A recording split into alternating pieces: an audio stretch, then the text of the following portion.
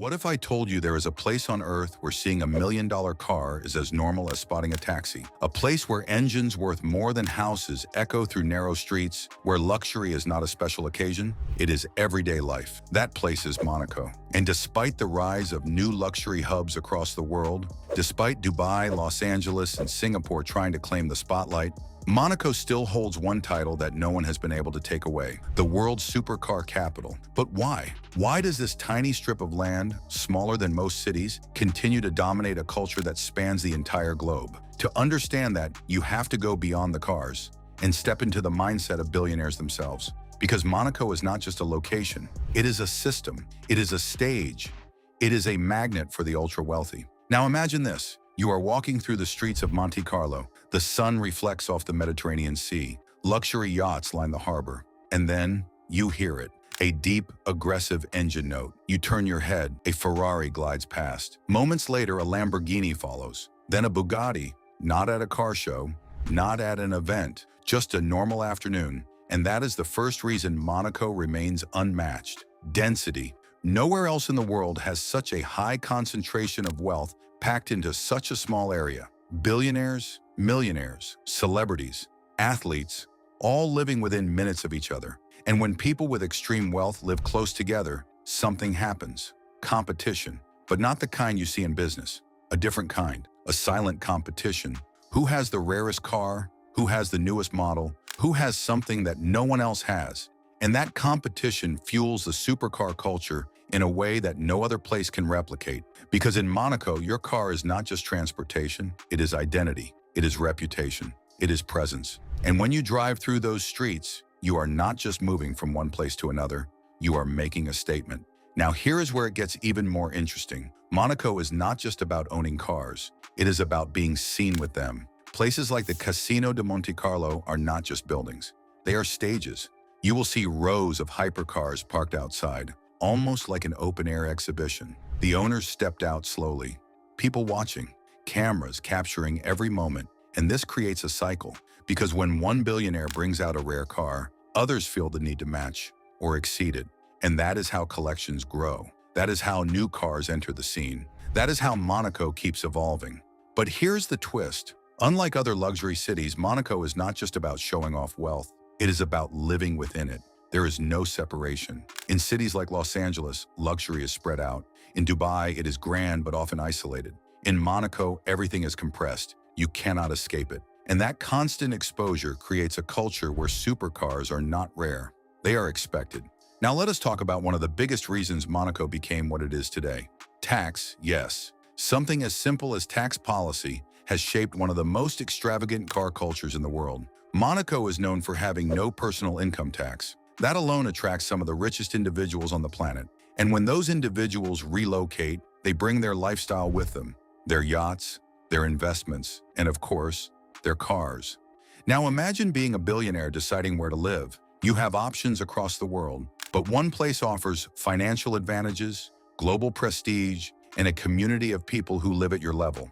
Monaco becomes the obvious choice, and over time, this creates something powerful, a concentration of influence. Because when wealthy individuals gather in one place, industries follow.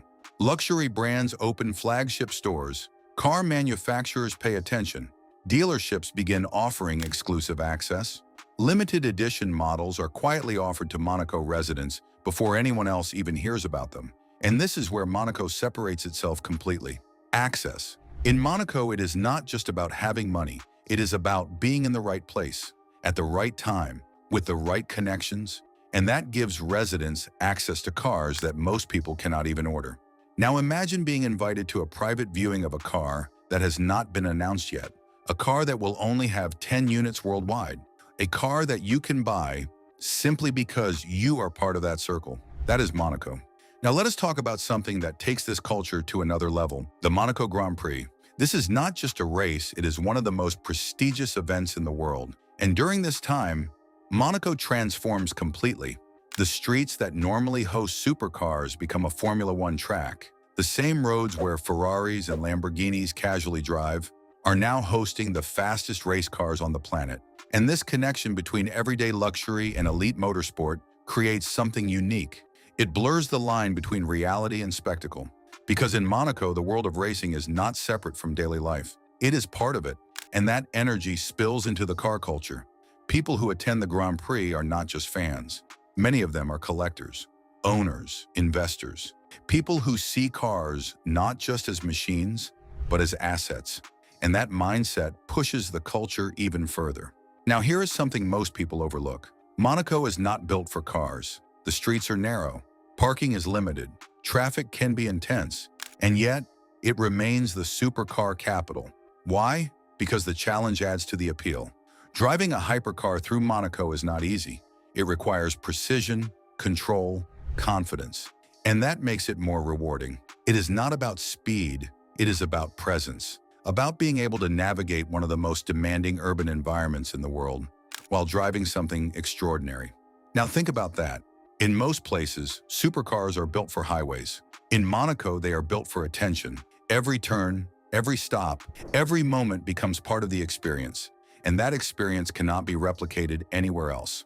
Now let us talk about psychology, because at the core of this entire culture is human behavior. Billionaires do not just buy cars for performance. They buy them for emotion, for status, for uniqueness. And Monaco amplifies all of that. Because when you are surrounded by people who already have everything, the only way to stand out is to have something different, something rare, something that no one else has. And that drives demand for limited edition cars, custom builds, one-of-one creations. And manufacturers know this, which is why Monaco often becomes a testing ground for the most exclusive vehicles in the world. Now imagine a new hypercar being developed, limited to just 5 units. Where do you think those 5 units are most likely to end up? Monaco is always on that list because the buyers are there, the environment is there, the culture is already built. And that is why, no matter how many new luxury cities emerge, Monaco continues to dominate. It is not just competing, it is operating on a completely different level. Now here is something even more fascinating. Despite all the visibility, there is still a hidden side. Private garages beneath luxury apartments, underground collections, cars that never see the streets. Because even in a place built on display, some people choose privacy, and that creates another layer. Because for every car you see in Monaco, there are probably several more that you do not. And that mystery adds to the legend. And if you look even deeper, Monaco represents something far beyond cars. It represents a lifestyle where limits barely exist, where ambition is visible in every detail, from the streets to the skyline to the machines people choose to drive. Because in most places, owning a supercar is the dream. In Monaco, it is just the beginning. What really matters is what comes after that. The uniqueness, the rarity, the ability to stand out in a place where everyone is already extraordinary. And that is what keeps the culture alive. Not the cars themselves, but the constant pursuit of something even more exclusive, more rare, and more impossible than before. Now let me ask you something. If you had a car worth $5 million, would you drive it through Monaco or would you keep it hidden? Because in Monaco, both choices exist and both are respected. That balance between visibility and privacy is what makes the culture so complex, so dynamic, so powerful. Now step back and look at the bigger picture. Monaco is not just a place where supercars exist. It is a place where they matter, where they influence social dynamics, where they shape identity, where they become part of a lifestyle that very few people in the world will ever experience. And that is why it remains the capital. Not because of size, not because of infrastructure, but because of my mindset. Because Monaco understands something that most places do not. Luxury is not just about what you own, it is about where you exist. And when you combine extreme wealth, limited space, global attention, and a culture built around exclusivity, you create something that cannot be copied, only observed. And maybe that is the real reason Monaco still dominates. Because it is not trying to be the supercar capital, it just is. And in a world where everything is constantly changing, that kind of dominance is rare. And that is exactly why Monaco remains untouchable.